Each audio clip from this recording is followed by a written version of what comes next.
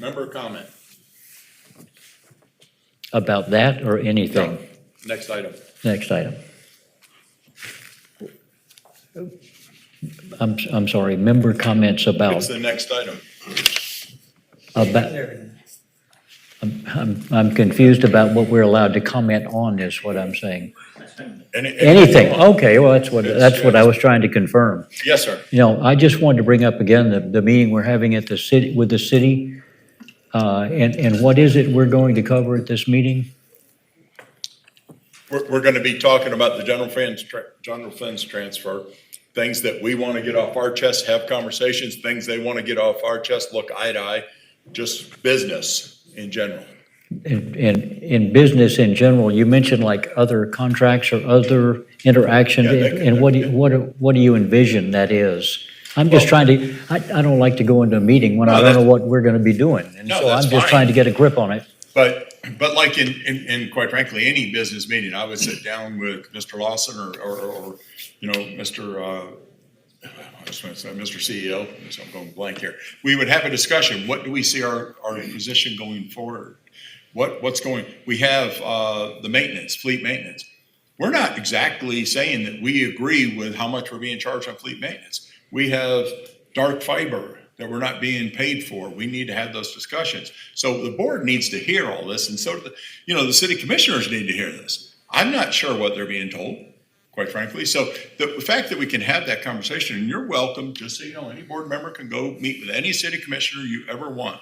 You're allowed to do that because we don't collectively vote. So if you have something, say for example, you're concerned about fleet maintenance, you want to know more about it, you can go talk to the city manager or something. That's all we're doing is having conversations. We have to get something in writing. This, when I look back on what's going on, and whether it's street lights or it's 2 years in arrears or it's this, I mean, we can't keep doing the old boy system here. There's got to be something in writing, and everybody has to understand that. And that's my goal. The general funds transfer, I don't know how fast the Attorney General will give a report, but that's something else. We have to look at what's best for the utility in that. Okay, so if they're entitled to it, if they're entitled to something else, what that might look like. We're hearing all these wild numbers.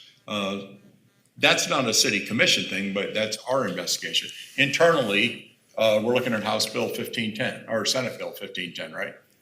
What the impacts might be. But as the lobbyist stated, that's probably dead in the water. It's probably dead. Okay, so it might not be as important. So then, and as one person in the audience say, when you're talking to the Attorney General, can they do a franchise fee? Because I hear they can do a transfer of funds, but I don't know if they can do a transfer fee on themselves. So it'd be a city charging themselves. So those are the questions. Like I said, if there's something under your saddle, you want to get it out, that's the time to do it. And that's what I'm talking about. It's just a business meeting. We do business with them. They're a customer of ours. We're a customer of theirs. But we don't have a, boy, that sounds awful loud. You're loud. Not you, but the mic's a little hard. But we don't have a specific agenda. We don't have a list of things. So anybody can, there's such a lack of specificity here that going into a meeting like that it's just uncomfortable for me, but I understand what you're saying. I think going into a meeting like that allows things to get tangled in the weeds, and I don't want to, I don't need the specifics on a lot of the things that members of GRU will negotiate with the city in the various agreements. But if everybody else feels the same way, then, I voted against the meeting last time. So I mean, where I'm coming from, but I'm sure everybody else I'm assuming everybody else feels the same way. So Robert, what I'm looking for in the meeting is to start a dialogue as we're going into the budget cycle. To me, this is the time to really dig through and discuss all the different interworking relationships. And my goal is to sort of establish a baseline of understanding between the two entities about what we're all going to be working on as we work our way through the budget. So I hope to go away from the meeting with them understanding that it's our expectation that we're gonna work pretty quickly through all these things. So by the time we provide a budget, by the time we pass a budget, we will have completed substantially all that work. And that get their opinion on what kind of a dialogue, how do we work together? Because there's some services we buy from them, but there are services that they buy from us. And I don't want us to get into a tit for tat kind of a relationship. I would like us to have really effective dialogue between the two entities on how we can function effectively. So are we going to have a list of those services that each of us provide They're before already the out meeting? there. I agree with you. I don't necessarily want to go through the detail. I would No. like to just have that kind of dialogue and say. I understand. My goal is by the budget time, we've got it all done. Yes, I understand. I mean, the list is out there. I mean, you know, what it is. But, and again, back to, Member Lawson's point is, you know, we didn't want to go through every single thing, but a methodology and what we're going to do, expectations of what we're going to do. And that's what we were talking about. And it's just like anything else. They don't even realize, you know, when I'm meeting with them, where I'm a little bit sideways on stuff because they go, well, what's up? GRU and the city of Gainesville made this. No, we didn't. The board had no input on it, so now we're looking at it. Yeah. That's what we want to do. We Yeah. want to review it with our eyes, our methodology under the bill. So no disrespect to everybody that worked on it, but we didn't participate in that. So, and I don't think they understand that. I mean, I was sort of surprised a few things, you know, when I had so I think that conversation and quite frankly, that we can start working with each other. We got to get someplace that we can go forward. Because if we keep looking in the past, we're going to be in trouble. Not to say there's not stuff in the past we can't fix and want to fix. I got that, but we got to start going forward and start, you know, whatever it is. I mean, what's it look like to do maintenance on 800 vehicles? You know, and again, everybody, you know, I hear people say, well, screw it, just cut them off, do this. Well, I can't stand up 800 maintenance charge for 800 vehicles. We would fundamentally be in trouble. They take care of it. Our payroll, we don't even do our own payroll.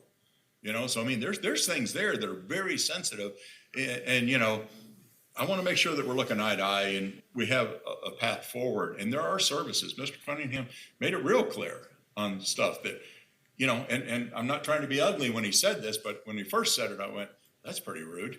He said, you're welcome to bid for our business. And if we find a better contractor, that's what we're going with.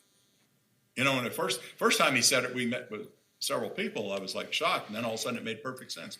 So he said, you can bid for our business. If you win, great. If you don't, we're going to XYZ. So I think they have to know that. The commissioners have to know that. And they haven't really heard from the board at all. And I don't mean to have my back to you the whole time. But and so that's what I see out of it. Is, Okay. And you know, no matter what we do, you know how it's going to be. Some people will be happy, some people will be sad. I hope we can go forward and come. I mean, one of the things I would love, I mean, you know, I don't know how fast we can get it. I'd like to have some resolution on the transfer soon, because that's the elephant in the room. So if it's not legal, then that's well known. If it is, and there's an alternative, what it is, let's go forward. So that's just my thoughts. That's my comment. Any other comments, board member? I just want to bring up the conceptual idea of removing stormwater and garbage off the bill, the GRU bill. This has been tossed around. I think Mr. Cunningham and I have chit-chatted about it. I do believe, don't we get paid for that? But is it, A lot of money. there's significance. So I think it's worth understanding, is it to the tune of like $700,000? Are we? Yes, Mr. Chair, so yes, so we do, and it covers significant amount. a little closer to you, So yes, we do stormwater and refuse on the GRU bill. We do get a payment from general government of somewhere in the high 700,000s that does help cover our fixed costs associated with our billing system and call center and things of that nature. So we do see that as a beneficial relationship. The negative to us doing that, the downside for us is that when someone opens their GRU bill, there are other things on the bill, refuse and stormwater, that aren't billed, aren't revenue that come to GRU. We're billing it for someone else, and so they look at their bill as this, all of it together.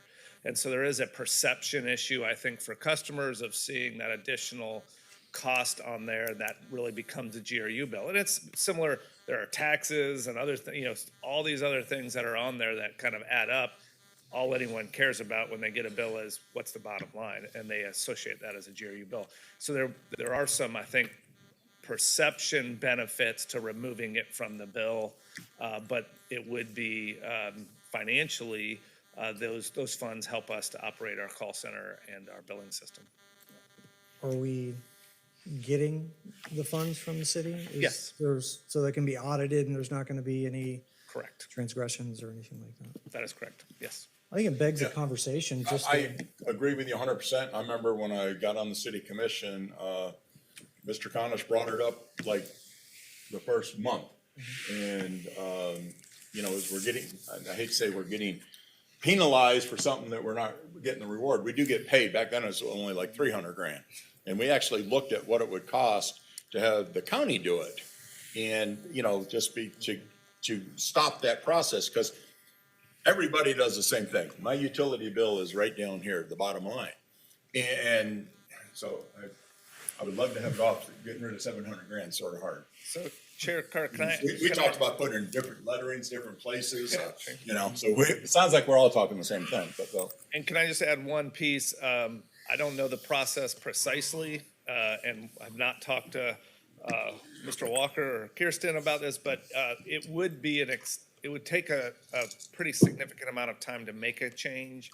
So we'd have to get with a property appraiser and have to be on a tax bill. So you'd have to hit the cycle of what that is. So if we decided to do something like that, it may take a year or a year and a half before it actually came to fruition.